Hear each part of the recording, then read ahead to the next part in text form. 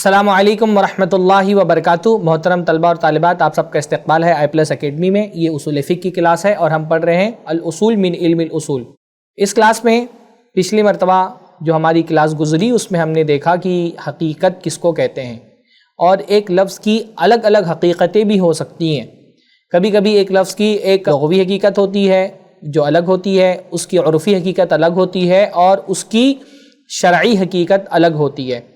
تو جب ایک لفظ اہل لغت استعمال کریں تو وہ لغوی معنی میں استعمال کرتے ہیں، اس کی لغوی حقیقت ہوتی ہے، اور اہل شرع اس کو شرعی معنی میں استعمال کرتے ہیں، اس کی حقیقت شرعی ہوتی ہے، اور اہل عرف اس کو عرفی معنی میں استعمال کرتے ہیں، اس کی حقیقت عرفی ہوتی ہے۔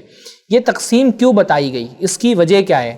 جیسا کہ میں نے کچھ مثالوں سے واضح کیا آپ کو کہ بہت سارے جو اختلافات ہوتے ہیں فقہا کے یہاں پر، وہ اس لفظ کے محمول کرنے پر ہی ہوتے ہیں کہ اس لفظ کو اس کے حقیقت لغویہ پر محمول کیا جائے، یا حقیقت شرعیہ پر محمول کیا جائے، یا حقیقت عرفیہ پر محمول کیا جائے۔ تو جب ایک فقیہ اور ایک اصولی یہ سمجھ لیتا ہے کہ ایک لفظ الگ الگ معنوں میں استعمال ہوتا ہے، تو وہ ان اختلافات کو بھی سمجھ سکتا ہے جو کسی لفظ کے حقیقت کی تعیین کی وجہ سے ہوا ہے کہ یہاں پہ یہ لفظ اپنی کس حقیقت کے معنی میں استعمال ہوا ہے، اور پھر وہ ترجیبی دینے کے لائق ہو جاتا ہے اختلافات کو۔ ایک مثال میں اور آپ کے سامنے رکھتا ہوں کہ جیسے اللہ کے نبی صلی اللہ علیہ وسلم نے، حضرت ابن عمر نے اپنی بیوی کو حالت حیض میں طلاق دی۔ تو جب یہ معاملہ اللہ کے نبی کو پتہ چلا تو اللہ نے فرمایا مرہ فلیراجعھا، تم اس کو حکم دو فلیراجعھا۔ اب یہاں پہ اگر ہم کہیں کہ یہ جو رجوع کا لفظ ہے، ایک ہے اس کا شرعی معنی اور ایک ہے اس کا لغوی معنی۔ شرعی معنی اس کا یہ ہے کہ طلاق واپس لے لینا، یعنی ایک عورت کو طلاق کے ذریعے سے جو آپ نے فیصلہ کیا تھا اپنے نکاح سے خارج کرنے کا، اور وہ عدت کا دور اس کا گزر رہا تھا، جب آپ شرعی طور پہ رجوع کرتے ہیں تو رجوع کا مطلب یہ ہوتا ہے کہ آپ نے وہ طلاق اپنی واپس لے لی ہے، اب وہ بیوی کی عدت ختم ہو گئی ہے، اور جیسے آپ طلاق بولنے سے پہلے آپ اور آپ کی بیوی ایک نکاح میں تھے، اب دوبارہ آپ اسی حالت پہ ہو گئے۔ تو یہ تو رجوع کا شرعی معنی ہے۔ پر رجوع کا ایک لغوی معنی بھی ہو سکتا ہے کہ اس کو واپس اپنے گھر لے آؤ۔ واپس رجع کا مطلب ہوتا ہے لوٹنا، تو مطلب ہوتا ہے کہ اس کو لے کر کے اپنے گھر واپس آ جاؤ۔ اب فقہا کا یہاں پہ اختلاف ہے کہ یہاں فلیراجعھا کا جو لفظ ہے یہ اپنے حقیقہ شرعیہ کے معنی میں استعمال ہوا ہے یا حقیقہ لغویہ کے معنی میں استعمال ہوا ہے؟ جو علماء کہتے ہیں یہ حقیقہ شرعیہ کے معنی میں استعمال ہوا ہے، وہ کہتے ہیں حالت حیض میں طلاق ہو جائے گی، کیونکہ اللہ کے نبی نے جب کہا کہ رجوع کرو اس کا مطلب طلاق ہو گئی تھی، تبھی کہا رجوع کرو۔ لیکن دوسری طرف جو علماء ہیں وہ کہتے نہیں، یہاں پہ یہ لفظ اپنے حقیقہ شرعیہ کے معنی میں استعمال نہیں ہوا ہے بلکہ حقیقہ لغویہ کے معنی میں استعمال ہے۔ اور وہ دلیل یہ دیتے ہیں کہ بھائی جو صحابی تھے انہوں نے جو طلاق دی تھی وہ طلاق حالت حیض میں دی تھی، اور اللہ کے نبی صلی اللہ علیہ وسلم نے فرمایا کوئی ایسا عمل کرے جو ہمارے امر کے خلاف ہو تو وہ مردود ہے، تو حالت حیض میں طلاق مردود ہونی چاہیے۔ تو اللہ کے نبی جو فلیراجعھا کہا اس کا مطلب ہے کہ واپس لے آؤ اپنی بیوی کو، یہ مطلب نہیں ہے کہ رجوع کر لو، بلکہ یہ ہے کہ واپس لے آؤ، طلاق واقع نہیں ہوئی ہے۔ یہاں پہ فلیراجعھا کا لفظ اپنے لغوی معنی میں استعمال ہوا ہے۔ اور وہ یہ بھی دلیل لیتے ہیں کہ یہ جو اللہ کے نبی صلی اللہ علیہ وسلم نے فرمایا کہ اس کو واپس لے آؤ اور پھر اس کے بعد انتظار کرو یہاں تک کہ جب وہ دوبارہ پاک ہو تو پھر اس کو طلاق دو، تو اگر وہ شرعی معنی میں طلاق واقع ہو چکی تھی تو اللہ کے نبی صلی اللہ علیہ وسلم ڈبل طلاق کیوں دلوائیں گے؟ انسان کے پاس دو رجعی طلاق کا آپشن ہوتا ہے، تو ایک طلاق کا آپشن وہ استعمال کر چکے تھے، تو اللہ کے نبی صلی اللہ علیہ وسلم زبردستی دوسرا آپشن ان سے کیوں استعمال کروائیں گے؟ اگر طلاق ہو گئی تھی تو اللہ کے نبی صلی اللہ علیہ وسلم اس کو رجوع کرنے کا حکم ہی نہیں دیتے، اور یہ بھی بہت قوی دلیل ہے۔ اس لیے بہت سارے ہمارے اہل حدیث علماء یہی کہتے ہیں کہ حالت حیض میں طلاق نہیں ہوتی ہے۔ لیکن آپ دیکھیے کہ وہ اس لفظ کی حقیقت کی تعیین کی وجہ سے اختلاف ہوا ہے فقہا کے یہاں پر کہ یہاں جو فلیراجعھا کا لفظ ہے یہ رجوع کا جو شرعی معنی ہوتا ہے اس معنی میں یہ لفظ استعمال ہوا ہے، یا رجوع کا جو لغوی معنی ہوتا ہے اس معنی میں یہ لفظ استعمال ہوا ہے۔ ایسے ہی کبھی کبھی لغوی اور عرفی معنی میں بھی اختلاف ہو جاتا ہے فقہا کے یہاں پر۔ جیسے حضرت ابو سعید خدری رضی اللہ تعالیٰ عنہ فرماتے ہیں کنا نخرج زکوٰۃ الفطر صاعا من طعام، کہ ہم جو ہے وہ طعام سے جو ہے وہ ایک سا زکوٰۃ الفطر نکالتے تھے۔ اچھا، اب طعام کا ایک ہوتا ہے لغوی معنی، لغوی طور پہ تو طعام کہتے ہیں کھانے کو، اگر طعام کا لغوی معنی آپ مراد لے لیں تو اس کا مطلب ہر کھانے کی چیز سے آپ زکوٰۃ نکال سکتے ہیں۔ لیکن طعام کا ایک عرب کا عرفی معنی بھی ہوتا تھا۔ عرفی معنی یعنی عرف میں جب طعام کہا جاتا تھا تو اس سے مراد ہوتا تھا البر، یعنی گیہوں۔ اگرچہ طعام کھانے کو کہتے ہیں لیکن عربوں کے ہاں جب مطلق طعام کہا جاتا تھا تو اس سے ہر طرح کا کھانا مراد وہ نہیں لیتے تھے بلکہ گیہوں مراد لیتے تھے۔ اب یہاں کیا ہوا، ہم نے وہ مثالیں دیکھی نا جہاں حقیقہ شرعیہ حقیقہ لغویہ سے یا حقیقہ شرعیہ حقیقہ عرفیہ سے اس کا ٹکراؤ ہو رہا ہے۔ یہ کس کی مثال ہے کہ ایک ہے کسی لفظ کا حقیقت لغویہ اور ایک ہے کسی لفظ کا حقیقت عرفیہ۔ تو اگر ایک لفظ میں ٹکراؤ ہو رہا ہے کہ یہاں پہ اس کا حقیقت عرفیہ مراد لیا جائے یا حقیقت لغویہ مراد لیا جائے، تو آپ کیا مراد لیں گے؟ اگر حقیقت لغویہ مراد لیں گے تو آپ کو یہ بولنا پڑے گا کہ ہر کھانے میں سے آپ زکوٰۃ دے سکتے ہیں، لغت میں ہر کھانے کو طعام کہا جاتا ہے۔ لیکن اگر آپ عرفیہ مراد لیں گے تو پھر آپ یہ نہیں کہہ سکتے کہ ہر کھانے میں سے زکوٰۃ دے سکتے ہیں، پھر آپ کو کہنا پڑے گا یہاں گیہوں مراد ہے۔ اب اصول یہی ہے کہ جب عرفیہ اور لغویہ ٹکرائیں گے آپس میں تو عرفیہ جیت جائے گا، لغویہ ہار جائے گا۔ یعنی ایک لفظ کے بارے میں اگر اختلاف ہو جائے کہ یہاں پہ حقیقہ عرفیہ مراد ہے یا حقیقہ لغویہ مراد ہے تو اصل ہم عرفیہ ہی مراد لیں گے۔ عرف میں اگر کوئی لفظ ایک خاص معنی میں استعمال ہو رہا ہے، معروف ہے کہ جب یہ کہا جاتا ہے لفظ تو یہی معنی مراد ہوتا ہے، تو جو لفظ جس معنی کے لیے معروف ہے وہ معنی مراد لیا جائے گا اور لغویہ کو ترک کر دیا جائے گا۔ اس لیے علماء نے کہا ہے یہاں پر کہ یہاں پہ طعام سے مراد گیہوں ہے، اور اس سے مراد یہ کہ گیہوں سے آپ زکوٰۃ الفطر ادا کر سکتے ہیں۔ پھر وہ جو علماء اس کے قائل ہیں کہ بھئی جتنے الفاظ مذکور ہیں اس کے علاوہ آپ قیاس نہیں کر سکتے، تو وہ یہی کہتے ہیں کہ جتنے اجناس کا ذکر حدیثوں کے اندر آیا ہے آپ اس سے باہر نہیں جا سکتے، اور وہ کہتے ہیں گیہوں کا ذکر آیا ہے۔ بلکہ ایک اور مشہور اختلاف ہے کہ بہت سارے جو غالباً احناف کیا ہیں یا مالکیہ کیا مجھے یاد نہیں آ رہا ہے، کہ وہ کہتے ہیں کہ گیہوں سے اگر زکوٰۃ نکالنا ہے تو آدھا سا نکالیں گے، تو ان کے خلاف یہ حدیث دلیل بن سکتی ہے۔ لیکن کب دلیل بنے گی؟ جب آپ یہاں طعام سے البر مراد لیں گے، یعنی گیہوں مراد لیں گے، تبھی یہ حدیث ان کے خلاف دلیل بنے گی۔ اگر آپ کہیں گی کہ یہاں طعام سے مراد کھانا ہے تب یہ حدیث ان کے خلاف صریح دلیل نہیں بن جائے گی۔ اب ساتھ سے آپ استدلال کر سکتے ہیں پر صریح دلیل نہیں بنے گی۔ صریح دلیل بنانے کے لیے یہ ضرورت ہے کہ آپ یہاں پہ کہیں کہ یہاں طعام سے مراد الہنتتو ہے، البرو ہے، یعنی گیہوں مراد ہے، تو جب آپ گیہوں مراد لیں گے تو ان کے خلاف یہ دلیل بن جائے گی۔ تو بہت سارے فقہی اختلافات کی نوعیت جو ہوتی ہے نا، اس میں اختلاف کی وجہ یہی ہوتی ہے کہ اس لفظ کو یہاں کس حقیقی معنی میں استعمال کیا گیا ہے، اس کے حقیقی لغوی معنی میں استعمال کیا گیا ہے یا اس کے حقیقی شرعی معنی میں استعمال کیا گیا ہے۔ تو شیخ اس لیے فرما رہے ہیں کہ آگے ایک جملہ ہمارا باقی رہ گیا تھا، شیخ فرما رہے ہیں وَفَائِدَةُ مَعْرِفَةِ تَقْسِيمِ الْحَقِيقَةِ إِلَى ثَلَاثَةِ أَقْسَامٍ۔ اس کا فائدہ کیا ہے؟ ہم نے یہ بحث کیوں پڑھی کہ حقیقت کو 3 حصوں میں تقسیم کیا جاتا ہے؟ کہہ رہے أَن نَحْمِلَ كُلَّ لَفْظٍ عَلَى مَعْنَاهُ۔ ہم نے یہ جو بحث پڑھی اس کی وجہ کیا ہے؟ تاکہ ہم محمول کریں ہر لفظ کو علی معناہ الحقیقی، اس کے حقیقی معنی پر، فی موضع استعمالی ہی، اس کے استعمال کی جگہ پر۔ یہ ہم نے بحث اس لیے پڑھی تاکہ ہم سمجھ سکیں کہ ایک لفظ کا حقیقی معنی تبدیل ہوتا رہتا ہے، تو جب ہم کو سمجھ میں آ جائے گا کہ معنی تبدیل ہوتا رہتا ہے تو پھر ہم ہر لفظ کا سیاق دیکھ کر کے اس کا صحیح موضع کا مطلب ہوتا ہے موقع، اس کے استعمال کا جو موقع ہے، اس کے استعمال کی جو جگہ ہے، ہاں اس کے استعمال کی جگہ کو دیکھ کر کے اس کے حقیقی معنی پر ہم اس کو محمول کر سکیں۔ فَيُحْمَلُ فِي اسْتِعْمَالِ أَهْلِ اللُّغَةِ، تو اہل لغت جب استعمال کریں گے اس کو تو اس کو محمول کیا جائے گا علی الحقیقت اللغویہ، اس کے لغوی حقیقت پر، وفی استعمال الشرعی علی الحقیقت الشرعیہ، اور جب اس کا شرعی استعمال ہوگا تو اس کو حقیقت شرعیہ کے معنی میں آپ محمول کریں گے، وفی استعمال اہل العرفی، اور اہل عرف کے استعمال میں ہم اس کو محمول کریں گے علی الحقیقت العرفیہ، اس کے عرفی معنی میں اس کو استعمال کریں گے ہم۔ تو یہ شیخ نے بتایا کہ اس تعریف سے، اس تقسیم سے ہم کو یہ فائدہ ملا ہے کہ ہم یہ سمجھ گئے ہیں کہ ہر لفظ کی حقیقت ایک ہی نہیں ہوتی ہے، ہر لفظ کے الگ الگ استعمال کے حساب سے الگ الگ حقیقت ہوتی ہے۔ استعمال کرنے والا استعمال کرتا ہے، سامع کیا کرتا ہے؟ محمول کرتا ہے۔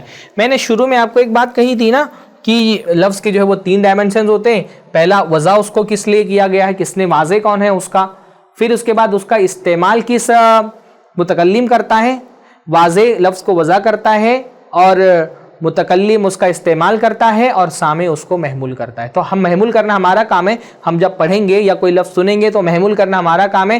تو ہم کو اگر لفظ کو صحیح محمول کریں گے تبھی ہم متکلم کی مراد تک پہنچ سکتے ہیں. اگر ہم لفظ کو صحیح محمول کرنا نہیں سیکھیں گے تو ہم متکلم کی مراد تک نہیں پہنچ پائیں گے. وہ کہہ کچھ اور رہا ہوگا, ہم سمجھ کچھ اور رہے ہوں گے. تو یہ الحمدللہ ایک بہت اہم بحث ہم نے پڑھی, اور اس کے ساتھ ساتھ ہم کو یہ بھی پتہ چل گیا کہ بھائی یہ جو استعمالات ہوتے ہیں یہ مجاز نہیں ہوتے ہیں, اصل میں حقیقتی ہوتے ہیں. الصلاۃ کو اگر نماز کے معنی میں مراد لے لیا جائے تو اس کا یہ مطلب نہیں کہ اس کا مجازی معنی ہے بلکہ اس کا حقیقی معنی ہے. اچھا, اب جاتے جاتے جو ہے نا, ابھی ہم انشاءاللہ تعالی مجاز کی بحث پڑھیں گے, تو میں یہ چاہتا ہوں کہ آپ ذرا سا ایک اور علماء نے جو ہے نا ایک اور حقیقت کی تعریف کی ہے, وہ تعریف بھی میں آپ کو بتاتا جاؤں تاکہ کہیں پر آپ وہ تعریف پڑھیں.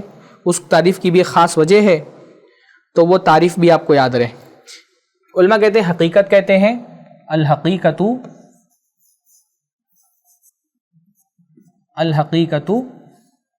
مستعملہ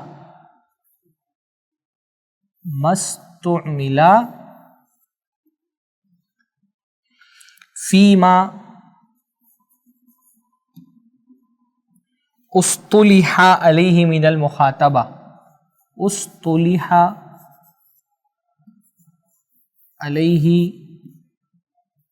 من المخاطبہ.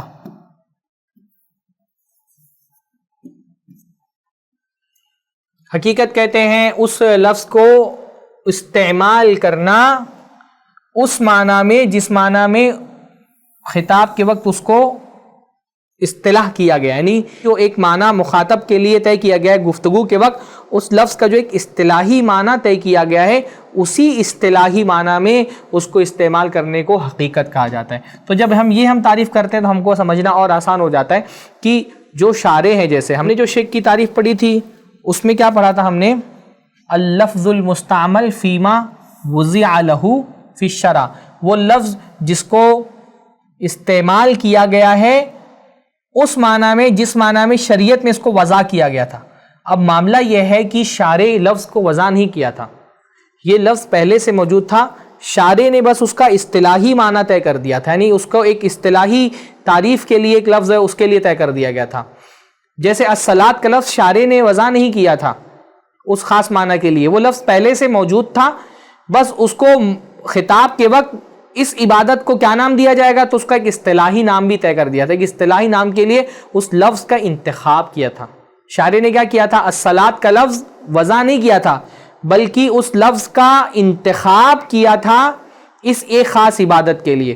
اسی لیے وضع کہنے کے بجائے فی مستلحہ جو کہا ہے نا یہ زیادہ مناسب ہے, کہ حقیقت کہتے ہیں کسی لفظ کو خطاب کے وقت جس معنی کے لیے اصطلاح کیا گیا ہے, جو اس کا اصطلاحی معنی طے کیا گیا ہے, اس معنی میں اگر اس لفظ کا استعمال کریں تو اس کو حقیقت کہتے ہیں. تو یہ بھی ایک تعریف ہے جو علماء نے کی ہے, اور یہ غالباً شیخ امین شنقیطی کی تعریف ہے, اور کیونکہ وہ جو ہے نا مجاز کے منکرین میں سے ہیں تو انہوں نے اس لیے حقیقت کی یہ تعریف کی ہے, کیونکہ وہ یہ نہیں مانتے کہ لفظ مجاز بھی ہوتا ہے. تو وہ یہ کہتے ہیں, اور جیسا میں نے بتایا تھا کچھ لوگ کہتے ہیں نا کہ حقیقت صرف ایک ہی ہوتی ہے, لغویہ ہوتی ہے, باقی جو مجاز ہے وہ حقیقہ شرعیہ کہنے کے بجائے مجاز شرعی اس کو کہتے ہیں, اور حقیقہ عرفیہ کہنے کے بجائے مجاز عرفی اس کو کہتے ہیں. تو اس لیے شیخ نے حقیقت کی یہ تعریف کر دی ہے کہ تاکہ حقیقہ شرعیہ کو حقیقہ شرعیہ ہی کہا جائے, اس پر مجاز کا لفظ صادق نہ ہے, حقیقہ عرفیہ کو حقیقہ عرفیہ کہا جائے بلکہ مجاز عرفی اس کو نہ کہا جائے. تو انہوں نے یہ تعریف کر دی کہ بھئی جو اصطلاحی معنی اس کا ہے, اگر اس اصطلاحی معنی میں آپ اس کو استعمال کر رہے ہیں تو یہ حقیقت ہے. نماز کا ایک اصطلاحی معنی ہے, نماز کو اس کے اصطلاحی معنی میں استعمال کریں تو یہ مجاز نہیں بلکہ حقیقت ہے. اور اسے دابہ کا ایک عرفی معنی ہے, اور عرفی معنی میں استعمال کریں تو یہ اصطلاحی طور پہ صحیح بات ہے. بہرحال تو یہ ہو گئی حقیقت کی بحث. اب ہم آگے بڑھتے ہیں اور مجاز کی بحث پڑھتے ہیں. مجاز کی بحث شروع ہو رہی ہے یہاں سے. والمجاز هو اللفظ المستعمل فی غیر ما وضع له. اب پہلے مجاز کی تعریف کر رہے ہیں, بہتر ہے کہ ہم مجاز کی اصطلاحی تعریف پڑھنے سے پہلے مجاز کی لغوی تعریف کیا ہے وہ ہم سمجھ لیں. تو مجاز جو ہے نا وہ بنا ہے تجوز سے. مجاز کی اب شیخ نے کیونکہ اختصار سے کام لیا ہے تو شیخ یہی کر رہے ہیں کہ وہ بہت تفصیل میں نہیں جاتے ہیں, اسی لیے وہ بہت ساری چیزوں کی اصطلاحی تعریف تو کر دیتے ہیں لیکن اس کی لغوی تعریف نہیں کرتے, پر ہم اس کو دیکھ لیتے ہیں. مجاز کا لفظ جو ہے وہ جواز سے بنا ہے. میم جو ہے اس کو مصدر میمی کہا جاتا ہے. جواز کا مطلب کیا ہوتا ہے؟ عبور, پار کرنا. ہاں وجاوزنا بی بنی اسرائیل البحر، تجوز کرنا نا، ایک چیز کو پھلانگنا، کسی چیز کو پار کرنا. تو مجاز کا لفظ جو ہے وہ اس کے معنی کیا ہے؟ عبور، پار کرنا. کیونکہ اس میں کیا ہوتا ہے، ایک لفظ کا حقیقی معنی تھا، آپ نے اس کو عبور کر کے اس کا ایک مجازی معنی میں اس کو استعمال کر لیا، تو اسی لیے اس کو مجاز کہا جاتا ہے نا. اس میں یہی ہوتا ہے نا کہ چاند کا ایک حقیقی معنی تھا جو آسمان پر چمکیلا سا ایک شے ہوتی ہے، اس کو آپ چاند کہتے ہیں، پر آپ نے جو اس کا حقیقی معنی تھا اس کو پار کر کے اس کو استعمال نہیں کیا، اس کو آپ نے پار کر دیا تجوز کر کے، اور آپ نے کیا کیا، اس کو اس معنی کے لیے استعمال کر لیا گیا جس کے لیے اس کو وضع نہیں کیا گیا تھا. چاند کا مطلب چاند تھا، پر آپ نے چاند بول کر کے بیوی مراد لے لی، تو اس کے حقیقی معنی کو کیونکہ آپ پار کر دیتے ہیں، اس کو آپ عبور کر لیتے ہیں، اس کا استعمال نہیں کرتے ہیں، اس کو سائڈ کر دیتے ہیں، اسی لیے مجاز کو مجاز کہا جاتا ہے. تو یہ تو ہو گیا مجاز کا لغوی معنی. مجاز کا اصطلاحی معنی کیا ہے؟ شیخ فرماتے ہیں والمجاز اللفظ المستعمل فی غیر ما وضع لہ، کسی لفظ کو، اب وہی بات ہو گئی، یہاں پہ بھی تین چیزیں آ گئیں، اللفظ المستعمل فی غیر ما وضع لہ، تین چیزیں ہو گئی نا، 1 2 3. لفظ کہہ دیا گیا، جیسا کہ ہم نے حقیقت میں دیکھا تھا کہ مجاز ہمیشہ لفظ ہوگا، فعل کو مجاز نہیں کہا جائے گا، اشارے کو مجاز نہیں کہا جائے گا، گرچہ کہ فعل اور اشارے میں بھی معانی پائے جاتے ہیں. جیسے میں آپ سے ایسا کہتا ہوں، اب یہ میں ایسا کر رہا ہوں نا، یہ بھی ایک اس کے اندر معنی ہے، میں آپ کو چپ کرا رہا ہوں، میں آپ کو ایسا کر رہا ہوں، تو اس کا مطلب کیا ہے، میں آپ کو روک رہا ہوں، اس کا ایک اشارے کا بھی ایک معنی ہے. میں آپ کو ایسا کر رہا ہوں تو یعنی میں آپ کو رائٹ طرف مڑنے کا حکم دے رہا ہوں، تو اشارے میں بھی معنی ہوتا ہے، پر اشارہ فعل ہوتا ہے، اور مجاز یہ کلام کی صفت ہے، تو اشارے کو مجاز نہیں کہا جائے گا، اس لیے کہا اللفظ المستعمل. مستعمل میں وہی بات آ گئی کہ مستعمل کہہ کر کے محمل جو ہے وہ مجاز نہیں ہوتا ہے، جو محمل لفظ ہوتا ہے جس کا کوئی معنی نہ ہو وہ مجاز نہیں ہوتا ہے. کہ ظاہر سی بات ہے کہ مجاز کو تو یا تو اس کا حقیقی معنی ہوگا یا تو اس کا حقیقی معنی کے علاوہ کوئی معنی ہوگا، تو اگر جو کوئی معنی ہی نہیں ہے تو نہ اس کو آپ مجاز کہہ سکتے ہیں، نہ آپ اس کو آپ حقیقت کہہ سکتے ہیں. اسی طرح سے مستعمل کا ایک احتراز میں نے اور بتایا تھا کہ قبل الاستعمالی، کوئی بھی لفظ اپنے استعمال سے پہلے مجاز نہیں ہو سکتا ہے، نہ حقیقت ہو سکتا ہے، کیونکہ استعمال کے بعد ہی پتہ چلے گا کہ آپ نے یہ لفظ کس معنی میں استعمال کیا ہے. ہاں فی غیر ما وضع لہ، جب فی غیر ما وضع لہ کہا گیا تو اس سے پھر کون خارج ہو گیا؟ جس لفظ کو اس معنی میں استعمال کیا جائے، جس معنی کے لیے اس کو وضع کیا گیا تھا، تو وہ کیا ہو جائے گا؟ پھر تو وہ حقیقت ہو جائے گا. تو فی غیر ما وضع لہ کہہ کر کے اصل میں حقیقت کو خارج کر دیا گیا. ہاں جیسے آپ نے بہادر آدمی کو کہہ دیا اسد، تو اسد کا لفظ بہادر آدمی کے لیے وضع کیا ہی نہیں گیا تھا، اس کی حقیقت تو یہ ہے کہ وہ شیر کے لیے وضع کیا گیا تھا، لیکن اسد بول کر کے آپ بہادر آدمی مراد لے رہے ہیں، تو یہ ہو گیا مجاز. آپ نے دانتوں کو موتی بول دیا، تو موتی کا لفظ دانت کے لیے وضع نہیں کیا گیا تھا، وہ وضع کیا گیا تھا موتی کے لیے، پر آپ اس کو دانت کے لیے استعمال کر رہے ہیں، تو اب یہ جو ہے وہ ہو گیا مجاز. اسی طرح سے ہرن آپ نے کہہ دیا، کسی عورت کی خوبصورتی اور اس کے فگر کو دیکھ کر کے اس کو ہرن کہہ دیا، تو ہرن اصل میں اس معنی میں استعمال نہیں ہوتا، ہرن تو ایک جانور کے لیے استعمال کیا گیا تھا، آپ نے اس لفظ کو اس معنی میں استعمال نہیں کیا جس معنی کے لیے اس کو وضع کیا گیا تھا، بلکہ اس کو آپ نے ایک دوسرے معنی کے لیے استعمال کر لیا، تو یہ ہو گیا مجاز. ایک بہت عربی کا بڑا پیارا سا شعر ہے، قامت تظلنی من الشمس من نفس احب الی من نفسی، قامت تظلنی ومن عجب شمس تظلنی من الشمس. یعنی وہ اپنی بیوی کو مخاطب کر کے اور کہہ رہا ہے قامت تظلنی من الشمس، کہ میری بیوی جو ہے نا کھڑی ہو گئی تاکہ سورج سے مجھے سایہ کرے. یعنی کوئی آدمی، جیسے بیچ میں تصویریں آئی تھی نا کہ حرم میں کوئی آدمی بیٹھ کر کے نماز پڑھ رہا ہے اور بغل میں بیوی کھڑی ہو گئی ہے تاکہ دھوپ جو ہے نا اس کے اوپر نہ لگے، تو قامت وہ کھڑی ہو گئی ہے تظلنی من الشمس، تاکہ مجھے سورج سے سایہ کرے. نفس احب الی من نفسی، اور وہ ایک ایسی نفس ہے جو مجھے اپنی جان سے زیادہ پسند ہے، اپنی جان سے زیادہ میں اس سے محبت کرتا ہوں. قامت تظلنی ومن عجب، اور وہ کھڑے ہو کر کے مجھے سایہ کر رہی ہے، اور کتنے عجب کی بات ہے، شمس تظلنی من الشمس، ایک سورج مجھے سورج کے سائے سے بچا رہا ہے. ہاں اپنی بیوی کو کہہ رہا ہے کہ یہ سورج ہے اور مجھے سورج کے سائے سے بچا رہی ہے. اب شمس کا لفظ حقیقت میں کس کے لیے؟ وہ تو ستارے کے لیے وضع کیا گیا تھا نا جو آسمان میں ہے. شمس کا لفظ اس ستارے کے لیے وضع کیا گیا تھا جو آسمان میں، جو ہمارے لائٹ کا اور پاور کا سورس ہے. لیکن یہاں پر شمس کا لفظ بول کر کے کیا مراد لے رہا ہے شاعر؟ اپنی بیوی مراد لے رہا ہے. تو ہم کہیں گے کہ یہاں شمس کا لفظ اپنے حقیقی معنی میں استعمال نہیں ہوا ہے بلکہ اپنے مجازی معنی میں استعمال ہوا ہے۔ تو ایسا بہت ہوتا رہتا ہے ہماری زندگی میں بھی، شاعر خاص طور پہ جو ہے وہ اپنی محبوبہ کو چاند کہہ دیتے ہیں، کبھی جو ہے اپنی محبوبہ کو گلاب کہہ دیتے ہیں، کبھی بچے کو جو ہے نا وہ پھول کہہ دیا جاتا ہے، کبھی بچے کو جو ہے وہ موتی کہہ دیا جاتا ہے۔ تو یہ سارے جو لفظوں کے استعمال ہیں، ان سارے لفظوں کے استعمال میں کامن بات کیا آپ کو دکھ رہی ہے کہ یہ لفظ تو لغت میں کسی اور معنی کے لیے وضع کیا گیا تھا، پر استعمال کرنے والا اس کو کسی دوسرے معنی کے لیے استعمال کر رہا ہے۔ تو ایسا ہی جب کسی لفظ کو اس معنی کے لیے استعمال نہ کیا جائے جس کے لیے اس کو وضع کیا گیا تھا، بلکہ کسی دوسرے معنی کے لیے استعمال کیا جائے تو اس کو کیا کہا جاتا ہے؟ مجاز کہا جاتا ہے۔ اس لیے شیخ فرما رہے ہیں فخرج بقولنا المستعمل، جب ہم المستعمل کہتے ہیں تو ہمارے قول سے پہلی بات محمل نکل گیا، محمل کو نہ حقیقت کہیں گے نہ مجاز کہیں گے۔ اسی طرح لفظ استعمال سے جو پہلے ہے وہ بھی نکل گیا، کیونکہ استعمال سے پہلے کوئی لفظ نہ حقیقت ہوتا ہے نہ مجاز ہوتا ہے۔ وخرج بقولنا فی غیر ما وضع له، اور جب ہم نے کہا کہ جب اس لفظ کو اس معنی میں استعمال کیا جائے جس معنی کے لیے اس کو وضع نہیں کیا گیا تھا، فی غیر ما وضع له، اس معنی کے علاوہ کسی معنی میں استعمال کر لیا جائے تو اس کو حقیقت، یعنی یہ کہہ کر کے جب یہ غیر لگا دیا نا، غیر لگا دیا تو حقیقت اس سے خارج ہو گیا۔ تو یہ تو انشاءاللہ تعالی مجاز کس کو کہتے ہیں یہ آپ کے سمجھ میں آ گیا۔ لیکن کیا ایسے ہی آپ کو آزادی ہے آپ جب جو لفظ بول کر کے کوئی بھی معنی مراد لے لیں؟ ہاں، یعنی یہ جو کہا گیا کہ مجاز کس کو کہتے ہیں، تو کیا آپ کو آزادی ہے کہ آپ جو لفظ چاہیں جیسا چاہیں استعمال کر لیں، کسی بھی معنی میں استعمال کر لیں؟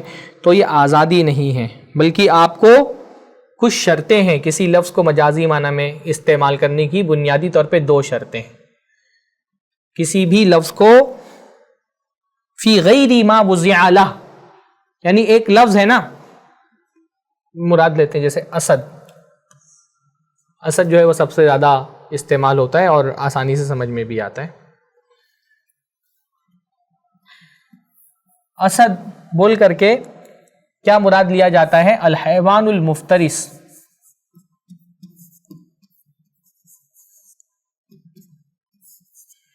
یعنی درندہ۔ اسد بول کر کے درندہ مراد لیا جاتا ہے نا۔ تو کیا آپ کچھ بھی بول دیں اور اسد بول کے کچھ بھی مراد لے لیں گے؟ جیسے میں نے کرسی دیکھی، میں بولوں رأیت اسدن، ایسے کچھ بھی بول سکتا ہوں میں؟ یا کوئی پابندی ہے کہ بھائی کسی لفظ کو اس معنی کے علاوہ بھی استعمال کر سکتے ہیں جس معنی کے لیے اس کو وضع نہیں کیا گیا تھا؟ لیکن اس کے لیے کچھ شرطیں ہیں۔ ایسے ہی آپ کسی بھی لفظ کو کسی معنی میں استعمال نہیں کرتے۔ کوئی آدمی بولے اپنی بیوی کو بولے یا فرس، اے گھوڑا، اور بولے کہ اس سے میری مراد تھی کہ تو میں تم کو طلاق دیتا ہوں، تو گھوڑا بول کر کے اس کو طلاق مراد لے سکتا ہے؟ کیا یہ آزادی ہے کہ ایک لفظ کو اگر اس معنی میں استعمال نہیں کیا جو اس کا لغوی معنی ہے تو کسی بھی معنی میں استعمال کر سکتے؟ نہیں۔ کسی لفظ کو اس کے اگر آپ لغوی معنی میں استعمال نہیں کر رہے ہیں، مجازی معنی میں استعمال کر رہے ہیں، تو اس کے لیے دو شرطیں۔ پہلی شرط یہ ہے کہ بھائی کلام میں اس کے حقیقی معنی مراد لینا ممکن نہ ہو، یہ پہلی شرط ہے۔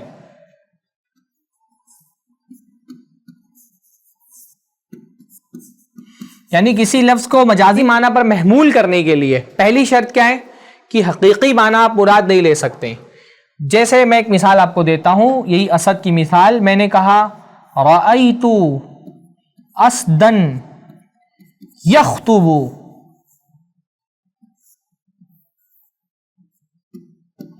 میں نے ایک شیر کو تقریر کرتے ہوئے دیکھا، خطاب کرتے ہوئے دیکھا۔ اب یہاں پہ اسدن کا جو لفظ ہے اس کو آپ حقیقی معنی پر محمول کریں گے یا مجازی معنی پر محمول کریں گے؟